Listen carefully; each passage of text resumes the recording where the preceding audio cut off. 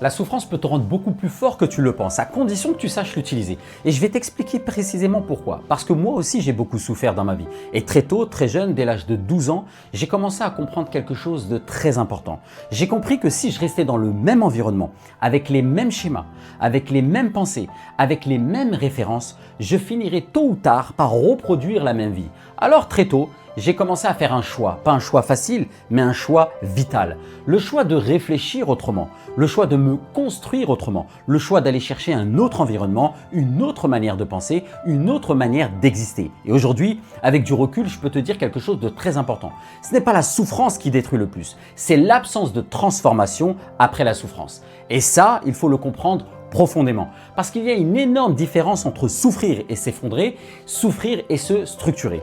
Et c'est précisément là que tout se joue. Il faut distinguer deux formes de souffrance. Déjà, première chose très importante, je ne suis pas en train de glorifier la souffrance. Je ne suis pas en train de dire que les traumas, les violences, les relations toxiques, les humiliations, les blessures profondes sont une bonne chose. Absolument pas, non.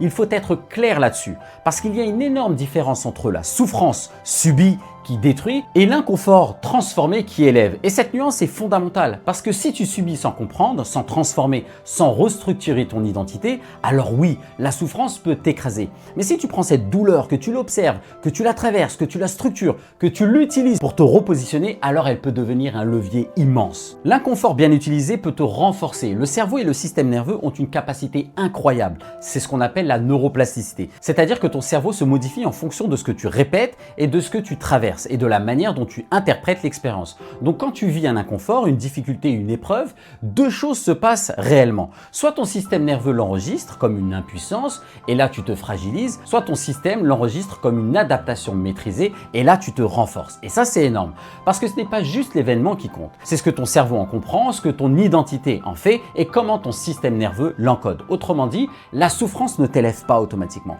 Ce qui t'élève, c'est la transformation que tu construis à travers elle. Le vrai problème, ce n'est pas la douleur, c'est l'absence de cadre. Beaucoup de personnes souffrent, mais toutes ne grandissent pas. Pourquoi? Parce que la douleur seule ne transforme pas. Elle peut même désorganiser. Ce qui transforme, c'est le sens, la direction, le cadre, la répétition d'un nouveau choix. Et ça, c'est très différent. Moi, très tôt, j'ai compris quelque chose d'important. Si tu laisses la vie t'écraser sans réfléchir, elle t'écrase. Mais si tu commences à te poser les bonnes questions, à changer d'environnement, à choisir une autre identité, alors la douleur cesse d'être uniquement une blessure. Elle devient aussi une information, une alerte, un point de bascule. Et c'est là où beaucoup se trompent. Ils attendent d'aller bien pour changer, alors qu'en réalité, c'est souvent dans l'inconfort que les plus grandes reconstructions commencent. La souffrance peut casser l'ancienne identité. Et ça, c'est un point très puissant. Souvent, quand tu souffres profondément, ce qui est touché, ce n'est pas juste ton émotion, c'est ton identité, ta manière de te voir, ta manière de voir la vie, ta manière de voir les autres. Et parfois, cette souffrance vient casser une identité ancienne, une identité limitée, une identité soumise, une identité qui s'était construite dans la peur, le manque, l'attente, la validation ou la survie. Et quand cette identité commence à fissurer, ça fait mal, très mal parfois. Mais cette fissure peut devenir une porte. Parce qu'à partir du moment où tu vois que ton ancienne manière d'être ne fonctionne plus, tu peux commencer à construire autre chose. Et là, on parle de vraie transformation identitaire. Pas de motivation, pas de phrase positive, une vraie reconstruction. Le système nerveux doit apprendre que l'inconfort n'est pas la mort. Ça, c'est très important. Beaucoup de personnes ne fuient pas seulement la souffrance, elles fuient surtout l'inconfort intérieur. Pourquoi? Parce que leur système nerveux a appris à l'associer à danger. Donc, dès qu'il y a frustration, rejet, solitude, effort, silence, remise en question, inconfort émotionnel, leur système veut fuir.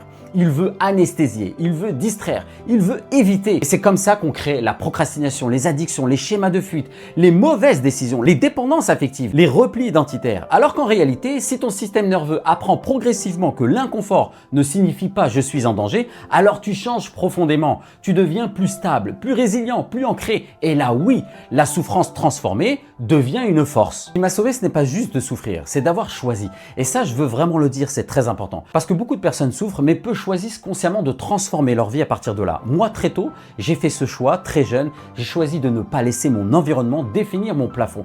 J'ai choisi de réfléchir autrement. J'ai choisi de chercher. J'ai choisi de comprendre. J'ai choisi de me dire, ok, si la situation est comme ça, aujourd'hui, qu'est-ce que je peux devenir pour la transformer? Et ça change tout. Parce qu'à partir du moment où tu reprends une forme de responsabilité intérieure, même au milieu de la douleur, tu récupères du pouvoir. Et ce pouvoir-là, c'est souvent le début de la reconstruction. Attention, souffrir n'est pas une stratégie de vie. Très très important aussi à comprendre. Il y a des personnes qui finissent par romantiser la souffrance et ça c'est très dangereux. Parce qu'elles pensent inconsciemment, si je souffre, je vaux. Si c'est dur, c'est bien. Si je me détruis, je grandis. Absolument pas, c'est faux. Le but n'est pas de souffrir pour souffrir. Le but c'est de devenir quelqu'un qui sait transformer ce qu'il traverse. Ce n'est pas pareil. Tu n'as pas besoin de rester dans la douleur pour prouver quoi que ce soit. Tu as besoin de construire une structure intérieure assez forte pour que ce que tu traverses ne te casse plus de la même manière. Et là, on parle de maîtrise, pas de chaos. La plupart des gens veulent le résultat, la paix, la confiance, la stabilité, la réussite, mais ils ne veulent absolument pas toujours traverser ce que ça demande intérieurement. Or, très souvent, la version de toi qui peut tenir une autre vie se reconstruit dans les moments où tu n'as plus envie, où tu doutes, où tu souffres, où tu te remets en question, où tu dois choisir plus haut que ton émotion du moment. Et c'est précisément là que l'identité se forge. Pas quand tout va bien, mais dans les moments où tu pourras replonger et où tu choisis autre chose. Donc non, la souffrance en elle-même n'est pas bonne, mais la souffrance transformée, oui, elle peut devenir un levier immense, à condition que tu la subisses pas passivement, à condition que tu comprennes ce qu'elle vient toucher dans ton système nerveux, dans ton identité, dans tes schémas inconscients et parfois même dans certaines mémoires plus anciennes. Parce que sinon, tu souffres, tu tombes, tu recommences et tu tournes en rond. Si tu apprends à restructurer ce que tu traverses, alors tu peux littéralement devenir quelqu'un de plus fort, de plus lucide, de plus aligné et de beaucoup plus difficile à briser. Et si tu sens justement que tu es dans cette phase de ta vie où tu ne veux plus simplement tenir, mais vraiment transformer ce que tu portes, j'ai créé des programmes puissants autour de l'identité, la mémoire, le système nerveux et la reprogrammation profonde. Tu trouveras tous les liens juste en bas dans la description parce qu'à un moment donné, ce n'est pas juste une question de souffrir, c'est une question de choisir ce que tu vas devenir à partir de ça.